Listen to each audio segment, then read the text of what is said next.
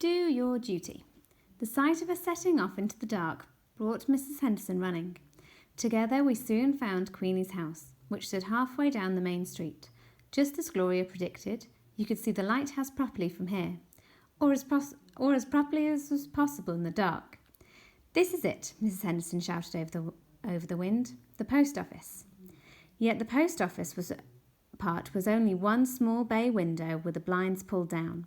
The rest of the house towered above us, important looking, with wide steps leading up to a huge front door. My jaw dropped in amazement at the sight of it. "Blimey!" Cliff gasped. "It's massive!" Shivering with cold and tiredness, and the last glimmers of excitement, I tucked my arm through his. Isn't it marvellous? I couldn't wait to see inside. Yet after 3 hearty raps on the front door, Queenie still didn't appear.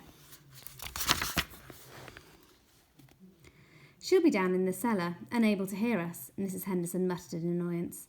"Knock on the glass, Olive, will you?" And she pointed to the left of the steps where, almost hidden by ivy and blackout curtains, was a small cellar window. I did as she asked.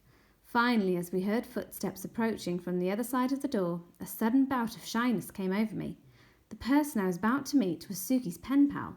She'd be wonderful, I was certain. I just hoped she didn't mind having us foisted on her, a pair of windswept, homesick kids. The door inched open. From behind it appeared a small, plain-looking woman who at first glance could have been 15 or 50. She was wearing an enormous green sweater that reached her knees. Assuming she was the housekeeper, I stared past her into the hallway. "Your evacuees are here, Queenie," Mrs. Henderson said rather pointedly. The woman clapped a hand over her mouth. "Oh, is it that time already?" I put down my suitcase in surprise. So this was Queenie? I could see now she wasn't that old. She wore glasses and had freckles and reddish, poker-straight hair. I supposed I was expecting someone fashionable like Suki, and she wasn't. Clearing my throat, I stammered. We live next door to Gloria in London. She arranged for us to come and stay?" Queenie eyed us coolly. Her glasses were so thick it was like being stared at through a fish tank. "You're rather weedy looking. I was expecting someone stronger." I blinked, taken aback. Suki always said I was slender, which sounded nicer, even if it wasn't true. Queenie brightened. "Can you run? Who's the faster, you or your brother?" I stuttered. "I'm not sure." "I was the fastest in my class at school," Cliff chipped in. "And even weedier than your sister by the looks of you," Queenie remarked. Cliff stared at her, wide-eyed and open-mouthed. It was almost funny, except it was taking all my concentration now not to burst into tears. Mrs. Henderson sighed. "For heaven's sake, Queenie, let the poor devils at least get inside. They're exhausted." "I'm checking their credentials," Queenie replied sharply. "I need workers, Mrs. H. You know how busy it's been here since I lost the Jensen boys." "Who are the Jensen boys?" Cliff asked, before I could. Queenie ignored him. It was Mrs. Henderson who explained. "A couple of local lads who worked for Queenie in the shop doing deliveries. They've been called up for the army." "I'll be expecting you two to pull your weight," Queenie added. "Call it the war effort if you like, but be warned, I've no time for idlers." My hopes of exploring the beach tomorrow faded, though I was willing to do my bit, more than willing, especially if it meant getting back at Mr. Hitler. I'd lost my dad to this stupid war, which surely meant I had the right credentials. I'd have explained this too, had Mrs. Henderson not given me a little shove in the direction of the door. "In you go," she said. We stumbled inside. I was glad to be out of the wind at last, but as the door closed, I realised Mrs. Henderson was no longer with us, and I suddenly didn't feel so brave about being on our own. "She's gone to milk her goats," I reminded Cliff, who managed a feeble smile. Reaching for his hand, I put the last of Gloria's toffees in his palm. Queenie took us into a hallway. There weren't coats or umbrellas or gas masks hung on hooks like at home. The hall smelled fusty as a church and echoed like one too. As the floor was paved with flagstones, the only light came from the candle Queenie held. It wasn't what I expected. None of this was. "Follow me," she said, leading us deeper into the house. From the hall, we went up a staircase, lugging our suitcases, satchels, and gas mask boxes. All day I'd built up an idea of Queenie in my head. The reality was different, and I had to admit, horribly disappointing. She hadn't remembered we were coming. She hadn't even mentioned Suki, and she was supposed to be her friend. As for supper, I was beginning to give up hope. At the top of the stairs, we trudged along a landing where the floor tilted and creaked, and where the dark grew ever darker. "She's not on the electric, is she?" Cliff hissed in my ear. "Doesn't look like it," I agreed, wondering what else Gloria hadn't told us about her sister. Finally, we stopped in front of another staircase.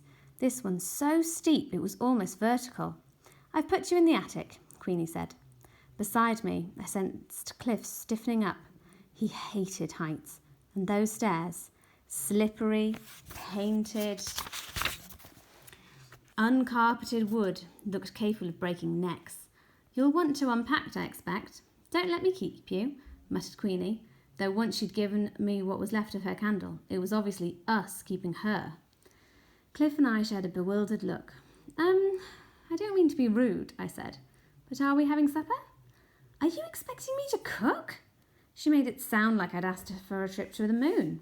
"We haven't eaten since the train," Cliff replied, swallowing his toffee in one gulp. Queenie said nothing. I knew when we were beaten. "I'm done in, Cliff. Let's just go to bed." The attic stairs weren't as bad as all that.